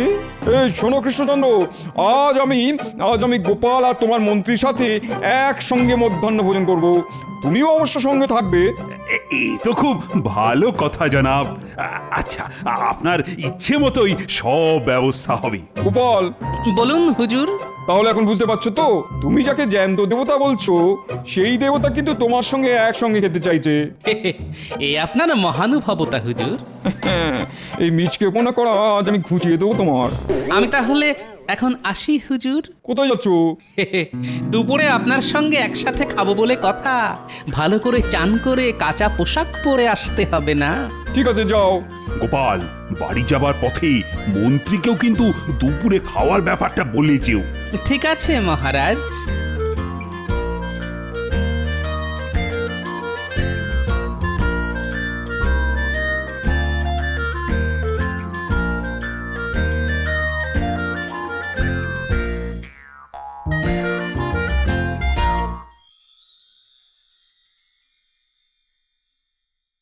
গিন্নি, গিন্নি, কোথায় গেলে গো?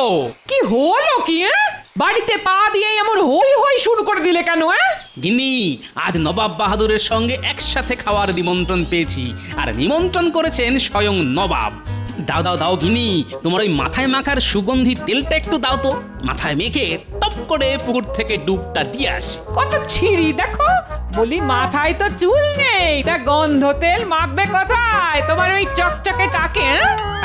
আয় দেখো গিন্নি, আমার এই টাক নিয়ে খোঁটা দেবে না বলে দিচ্ছি।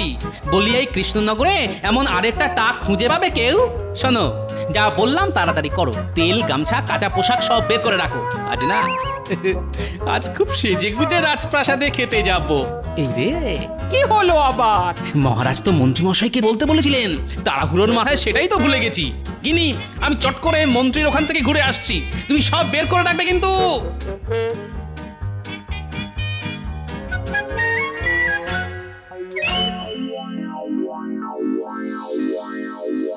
এটা কিরকম হলো হুজুর? গোপালের সঙ্গে হঠাৎ একসাথে খেতে চাইলেন কেন? একসাথে খাওয়া একটা অছিলা মাত্র। আসলে খেতে বসে যেন তেন প্রকারে গোপালকে অপদস্থ করাই হলো আমার আসল উদ্দেশ্য, বুঝলে হুজুর? এবার বোঝা গেল। তা হুজুর, গোপালকে অপদস্থ করতে চান সে কথা তো আমাকে বললেই পারতেন। মাথা খাটিয়ে এমন একটা মতলব বের করে দিতাম না? থাক, তোমার মুরদ আমার জানা হয়ে গেছে। এর আগে বহুবার তুমি নানান মতলব বের করেছো, কিন্তু প্রতিবারই সেই মতলবকে বুড়ো আঙুল দেখিয়ে দিয়েছে গোপাল। তাই এবার যা করার আমি নিজেই করব। হুজুর, আপনার দুপুরের খাবার প্রস্তুত। তাই নাকি? তা গোপাল এসেছে? হ্যাঁ হুজুর, গোপাল, মন্ত্রী সকলেই এসে গেছে। তাহলে তো যেতেই হয়। চলো উজির, চলো। আরে করেছো কি কৃষ্ণচন্দ্র? এ তো দেখছি রীতিমতো এলাহি আয়োজন। এলাহি বলে লজ্জা দেবেন না হুজুর, ওই সামান্য কিছু। গোপাল কই? গোপাল, এই যে জাহাপনা, আমি এখানে। এসো এসো এসো এসো গোপাল, তুমি আজ আমার পাশে বসে খাবে।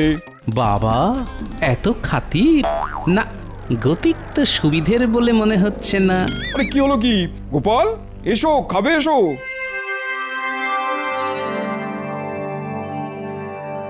তাহলে এবার খাওয়া শুরু করা যাক। এই কি জাহাপনা, খাওয়ার আগেই যে আপনি জল খেয়ে ফেললেন। জল খেয়ে পেট ভরিয়ে ফেললে খাবেন কি করে?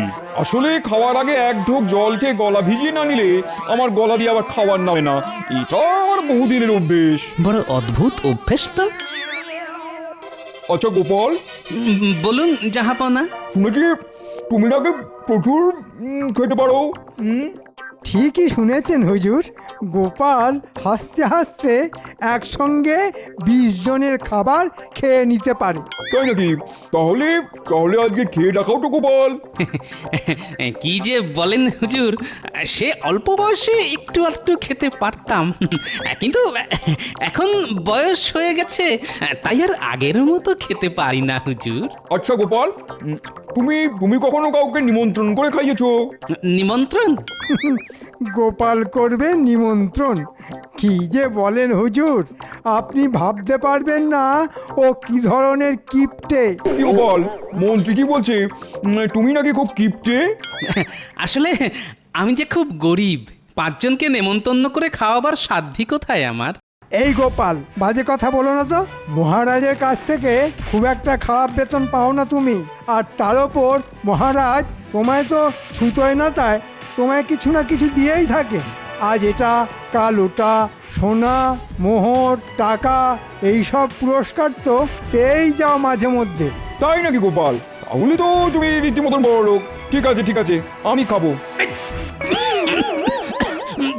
কি খাবেন হুজুর? তোমার বাড়িতে নিমন্ত্রণ, আর সেটা কালই খাবো। সর্বনাশ করেছে, নবাবকে খাওয়াতে গেলে তো অনেক টাকা খরচ হয়ে যাবে। বেটা কি আমাকে কোনো প্যাঁচে ফেলার চেষ্টা করছে? হারকিপটে গোপাল আজ নবাবের কাছে আচ্ছা জব্দ হয়েছে দেখছি। কি গোপাল, খাওয়ানোর কথা শুনে চুপ করে গেলে কেন? হুজুর, আমার বাড়িতে মাটির মেঝে, বসতে আপনার অসুবিধে হবে। আসন পেতে দিলে আমার অসুবিধা কোথায়? আপনাকে খাওয়াবার মতো ভালো বাসনপত্র যে আমার নেই হুজুর। বাসন লাগবে না, কলা পাতায় খাবো।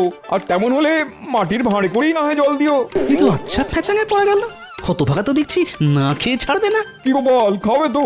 খাইয়ে দাও গোপাল, খাইয়ে দাও। স্বয়ং নবাব বাহাদুর যখন এত করে বলছেন। কি হলো গোপাল, খাওয়াবার মতন দম আছে তো, নাকি খাওয়ানোর কথা শুনেই সব দম ফুস হয়ে গেল?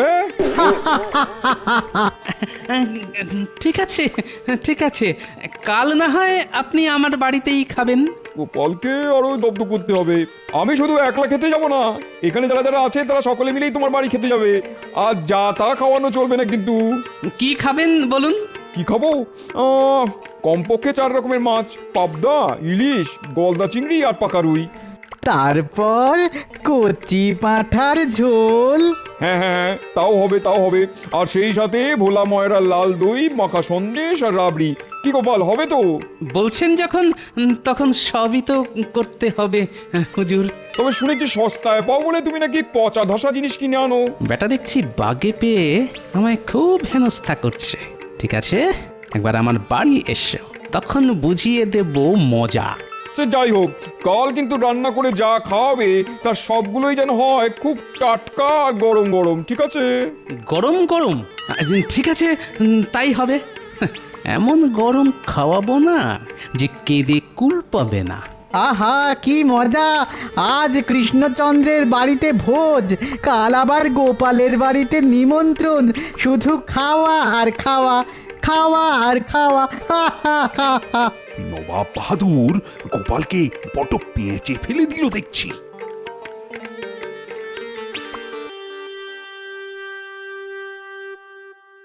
বলছো কি গো, এত রকম খাবে? এ তো অনেক টাকার ধাক্কা।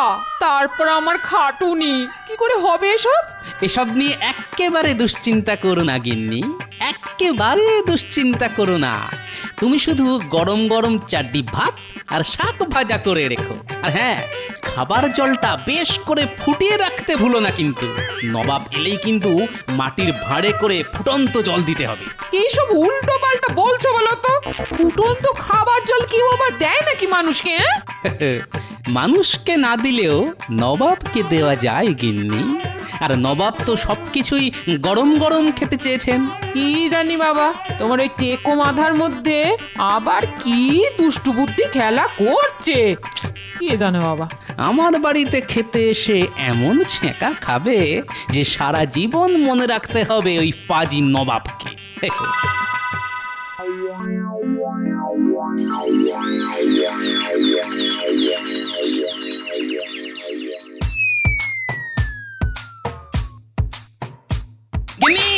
গিন্নি গিন্নি গিন্নি পেতে ফেলো বেড়ে ফেলো। কি পাতবো? বলি কি বাড়বো? পাতবে আসন আর বাড়বে ভাত। সদল বলে নবাব আসছেন।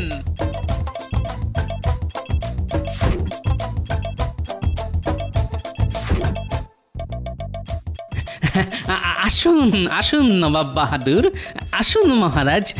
আহা কি সৌভাগ্য আমার। খাবার প্রস্তুত? আগে প্রস্তুত হুজুর। ওই যে আসন পাতা হয়ে গেছে, শুধু কষ্ট করে বসে পড়লেই সব একেবারে গরম গরম এসে পড়বে। কৃষ্ণচন্দ্র, তাহলে বসে পড়া যাক, কি বলো?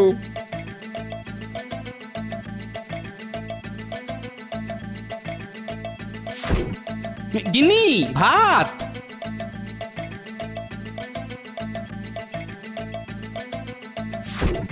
কি শুধু শাক ভাত?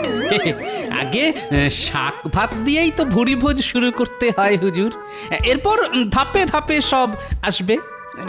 কি হলো হুজুর? ও খাবার জল লাগবে যে। ও হ্যাঁ হ্যাঁ হ্যাঁ, খাবার আগে এক ঢোক জল খেয়ে গলা ভিজিয়ে নেওয়া তো আবার আপনার বহুদিনের অভ্যেস। গিন্নি চটপট জল।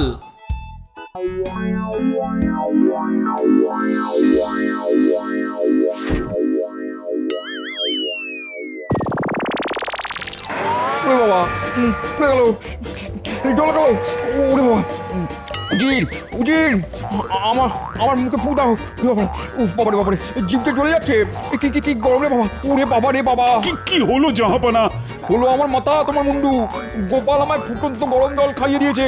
ওরে বাবারে, ওরে বাবারে, জিভটা পুড়ে গেল রে। সে কি? এই গোপাল, তোমার কি দুর্মতি? হ্যাঁ, নবাব বাহাদুরকে তুমি ফুটন্ত গরম জল খাইয়ে দিলে কেন? হে বাবা, আচ্ছা এর মধ্যে আমার দোষ কোথায়? হুজুরই তো সবকিছু গরম গরম খেতে চেয়েছিলেন বলেই তো। চাপ রাও বেল্লি, গরম মানে কি ফুটন্ত গরম জল? আগে আমি ঠিক বুঝতে পারিনি হুজুর। একা বুঝতে পারিনি, আমি এক্ষুনি এখান থেকে চলে যাবো।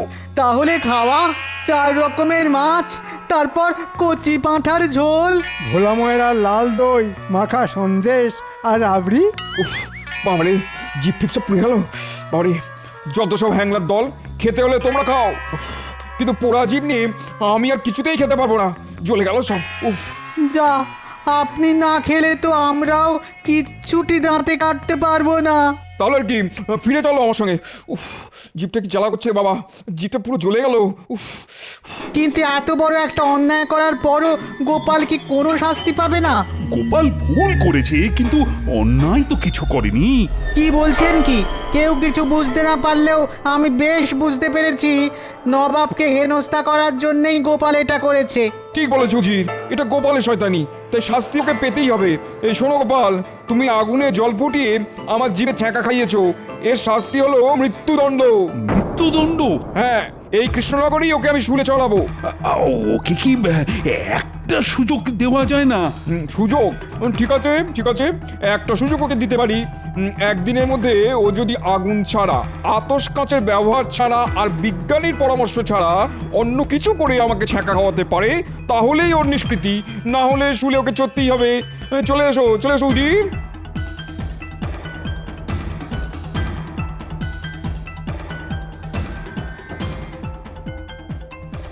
এ কি করলে বলো তো গোপাল?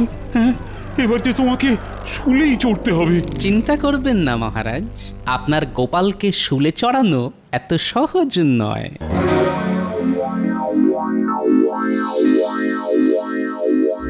খুব তো বড় মুখ করে মহারাজকে বলে দিলাম, আমাকে শুলে চড়ানো অত সহজ নয়, কিন্তু আগুন ছাড়া নবাব বেটাকে ছ্যাঁকা খাওয়াবো কি করে? কিছুই তো মাথায় আসছে না। এদিকে সময়ও তো হাতে আর বেশি নেই। কি যে করি কি যে করি। গোপাল দাদু, একা একা কোথায় যাচ্ছো? মুটির কথা শুনে মনে হচ্ছে আমার শুলে চড়ানোর ব্যাপারটা এখনো 5 কান হয়নি। হলে ওরা জানতে পারতো আর আমাকে দেখেই পুটি কান্নাকাটি শুরু করে দিত। কি গো, চুপ করে আছো কেন? আমার কথার উত্তর দাও। ও হ্যাঁ হ্যাঁ, উত্তর তো দেবই, কিন্তু তার আগে বলতো তুই কোথায় যাচ্ছিস? যাচ্ছি নয় গো, আসছি মুদির দোকান থেকে। তাই সন্ধেবেলা মুদির দোকানে গিয়েছিলি কেন? রিঠে ফল কিনতে। কাল আমি আর মা রিঠে ফলের ফেনা দিয়ে মাথা ঘষবো। রিঠে ফল? মনে পড়ে গেছে। এই পুটি, আমি কটা রিঠে ফল দে তো। রিঠে ফল দিয়ে তুমি কি করবে? তোমার মাথায় তো চুলই নেই। আহা, দে না কটা। কি উপকার যে করলি আমার, আমি আসছি রে। দেখো দেখো রিঠে ফল নিয়ে কেমন দৌড়ে চলে গেল। মাঝে মধ্যে কি যে হয় দাদুর।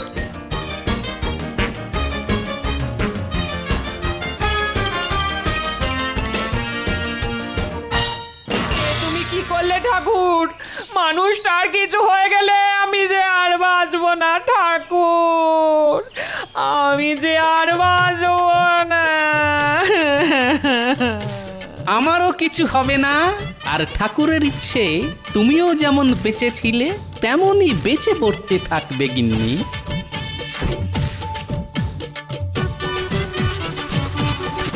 ওটা আবার কি করছো? গিন্নি তোমার হাতটা একটু দেখি। কেন? আহা দেখি না।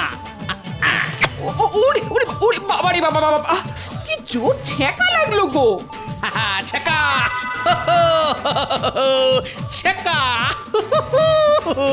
মার দিয়া কেল্লা, আমি আসছি গিন্নি।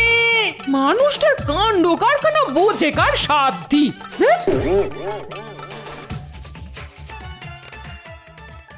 বুঝলে উজি, গোপালকে একবার শুলে চড়াতে পারলেই কেল্লা ফতে। এরপর আমি কৃষ্ণচন্দ্রকে নানান ভাবে নাস্তানাবুদ করে ওর কাছ থেকে কৃষ্ণনগর কিনে নেবো, বুঝলে? তারপরে